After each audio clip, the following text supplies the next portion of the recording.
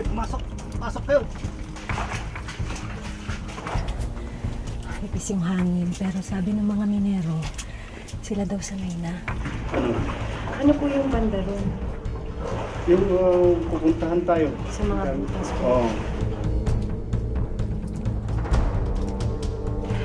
Nakakatakot kasi dito sa loob dahil marupok yung buta niya eh.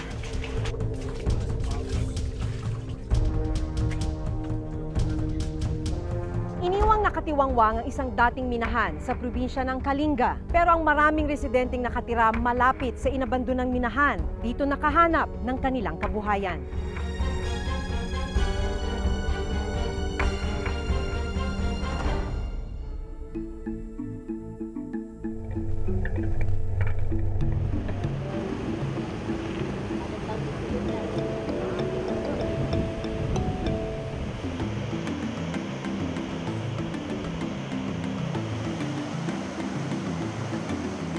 Labing-apat na oras mula Maynila, narating namin ang barangay Batong Buhay sa bayan ng Pasil sa probinsya ng Kalinga.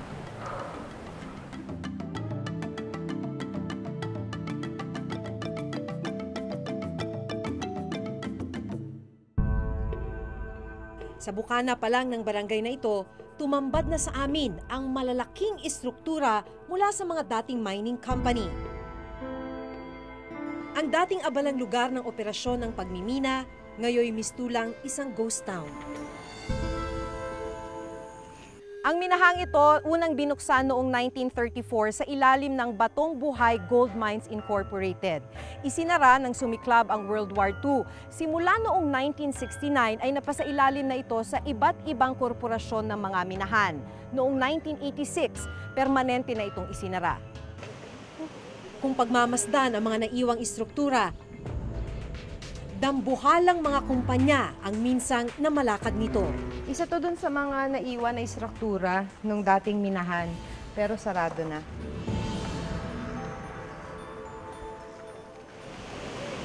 Buhat daw ng tuluyang magsara ang mga minahan, nagsimula na raw pasukin ng mga residente ng barangay ang mga maliliit na butas ng inabandonang minahan. Mula dito sa kinatatayuan natin, makikita na yung mga butas na ginagamit ng mga minero.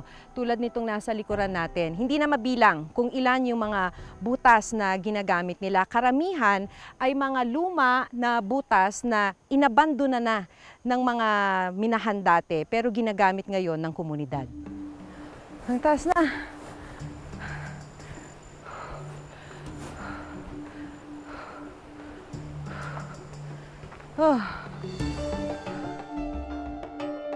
Inabutan naming papunta sa mga tunnel o butas sina Tatay Eddie Sawil, 54 na taong gulang.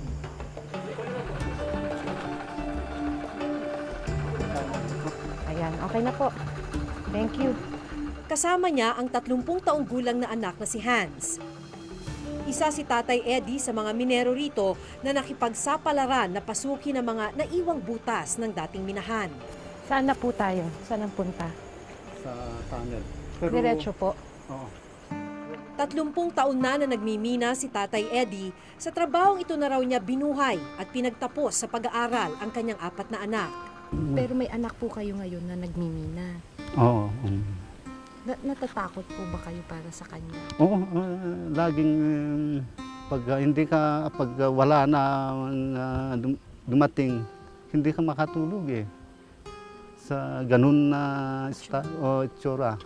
Pag wala sila, pumunta ako sa loob, tingnan. So ito yung isa sa mga butas. Butas kasi parang main entrance dun sa loob ng minahan. So sa bawat butas, merong pinuno. Tapos yung pinuno na yon ang may control kung sino yung pwedeng magmina sa loob.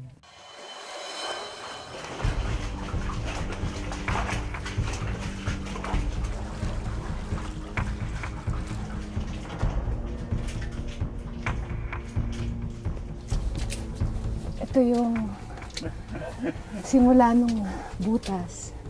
Mano-mano nilang ginawa to para sila makapasok ulit dahil daw yung original na pasukan nag-collapse na dati.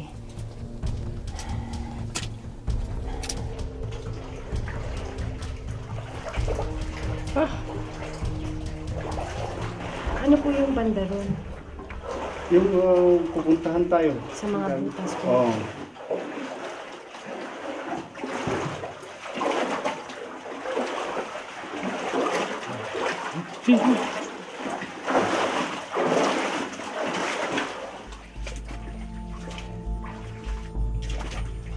Pumasok! Pasok kayo! Maliit ang entrada ng minahan. Ito raw ang umpisa ng mahabang hallway kung tawagin ng mga minero rito. Mula sa hallway, may mga maliliit pang lagusan o butas na ginawa o hinukay ng iba't ibang grupo.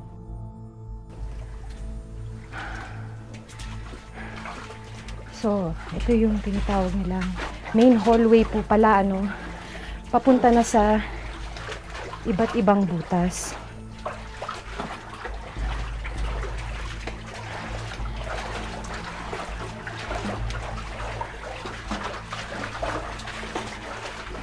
Malayo po ba?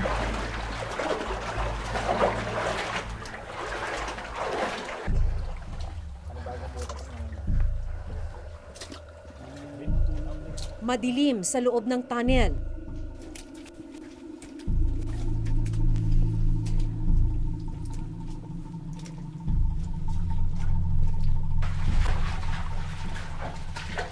Habang mas lumalayo ang aming nilalakaran, unti-unti na ring lumalalim ang tubig sa loob ng tunnel. Malalim na pala. Itong ano, kita mo naman napakaluma na nitong mga kahoy. Hindi lang ito halos lahat ng mga kahoy talagang luma na tsaka marupok. Itong mga kahoy na to, yung mga nagsisilbi na support para dito sa butas na dinadaanan natin ngayon.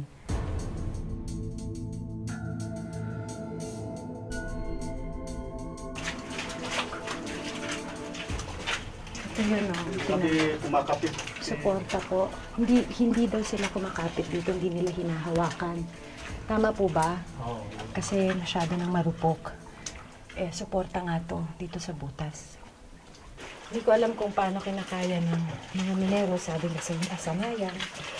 Siyempre yung matinding pangangailangan din, pero nakakatakot kasi dito sa loob dahil marupok yung tunnel. Sa aming patuloy na pagbaybay, nakasalubong pa namin ang ilang minerong may buhat ng sakong may lamang nava. Pastor, ano na po to? Mabigat Medyo. Gano'n niyo na po katagal yan, Minina, buong araw? Hindi, kanina lang po. Ngayong hapon po. Ngayon hapon lang. Sige po, ingat po kayo. Hindi ho ba kayo natatakot dito sa ilalim? Hindi ho. Kasama naman namin ng Diyos. Kaya hindi kami nagkakalit. Sige. Ingat po ha. Dahil walang hangin dito sa loob, lalo na dun sa looban pa ng minahan, umaasa sila sa mga kompresor para maibuga yung hangin sa loob ng minahan. Ito yung mga tubo.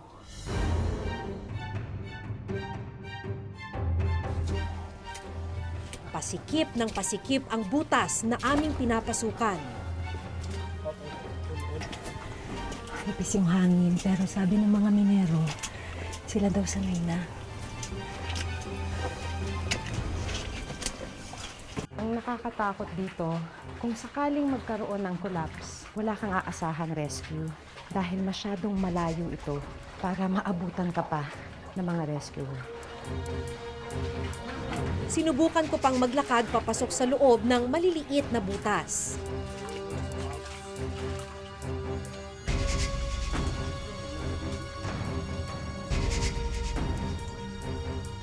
Hindi ko kayang mauna. Natakot na ako.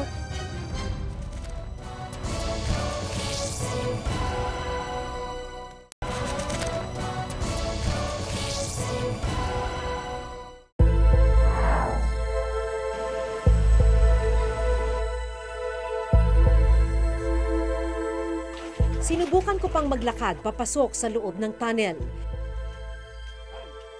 Pero naramdaman kong unti-unti nang nawawalan kami ng hangin. Papalalim na rin ang tubig sa loob ng lagusan.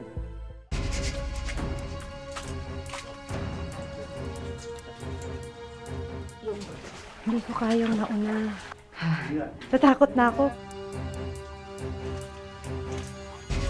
Kaya nagpasya na akong lumabas mula sa lumang tunnel.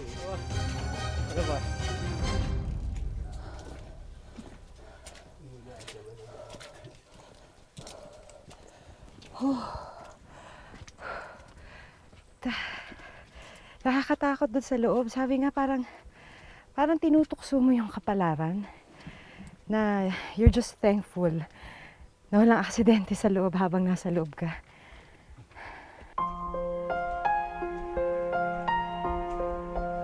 Pero ang anak ni Mang Eddie na si Hans, hindi alintana ang takot. Dahil kailangang kumita, sumuong pa rin si Hans para magbungkal ng Nava.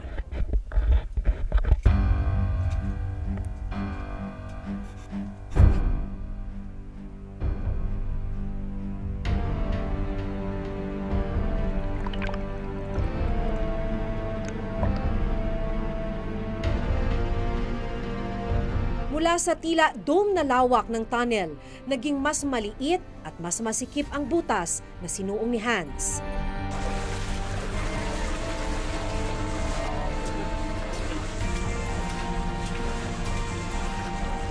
Hindi lang paggapang ang hirap na dinaranas ng mga minero. May mga bahagi ng tunnel kung saan umaabot ng hanggang bewang ang tubig. Mahirap sa loob. Kasi talagang gumagapang ka.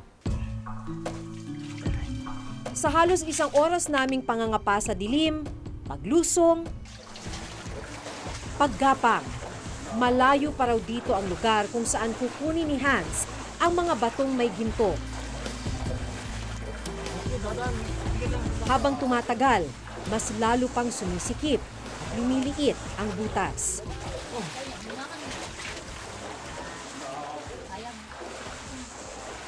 Mas pahirapan pa kapag nagkakasalubungan ang mga minero sa maliit na butas.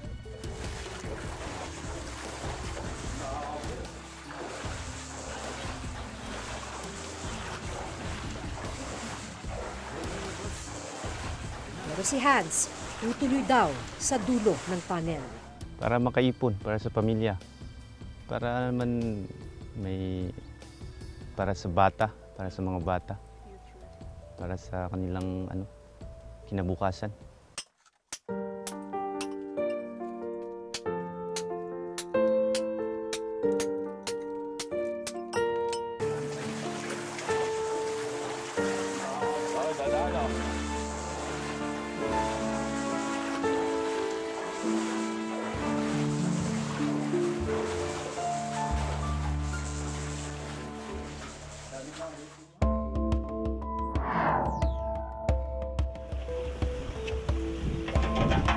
Sa bahay ni Tatay Edith Hans, inabutan naming abala sa pagpapaning ang iba pang miyembro ng kanyang pamilya.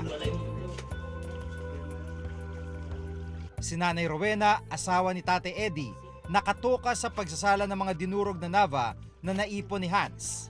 Ang pinsan naman ni Hans si Elswari, ang nagpapaning o naghiwalay ng ginto mula sa lupa. Bakit kailangan ihiwalay? Kung hindi mo ihiwalay ito, pag magluto ka ng ginto, baka maging bakal yung ginto.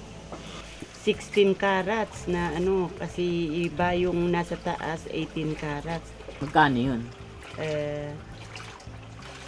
Mga 1.5 kung minsan. Yung 18 carats kasi 2,000 plus. Puro na yan.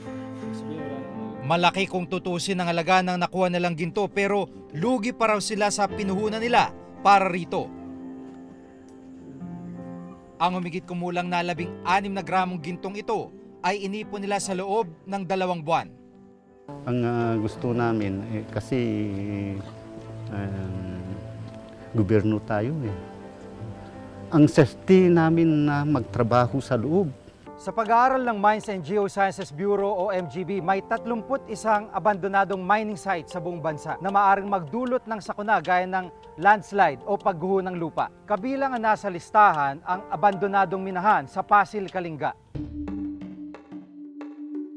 Ayon sa batas, responsibilidad ng sinumang mining company ang rehabilitasyon ng mga minahan matapos ang kontratang ibinigay sa kanila. Kasama dito ay kompensasyon doon sa mga nasirang mga structure, ecosystems, at kailangan nilang tiyakin na ang mga komunidad na naapektuhan ay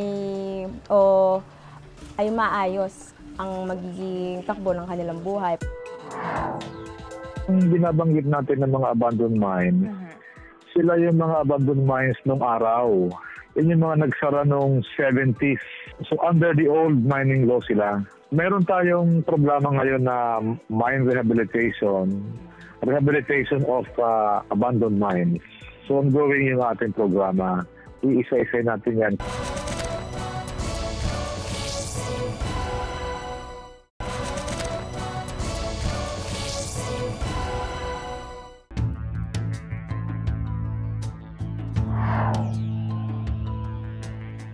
Nakapanghihinayang na matapos maubos o masimot ang anumang yaman sa mga lupang ito, matapos masira ang kalikasan at kalbuhin ang kagubatan. Ni hindi nagbago ang buhay ng mga taga-Pasil. 5th class municipality ang bayang ito nang magsimulang minahin ang kanilang lupa ng malalaking kumpanya. Hanggang ngayon ay nananatili itong 5th class municipality. Lugmok pa rin sa kahirapan ang mga naninirahan dito. At ang malungkot, ang mga latak na ginto ang pilit nila ngayong pinagkukunan ng kabuhayan kahit kapalit ng bawat pag-apak, paggapang at paglusong sa mga inabandonang lagusan ay ang kanilang mga buhay.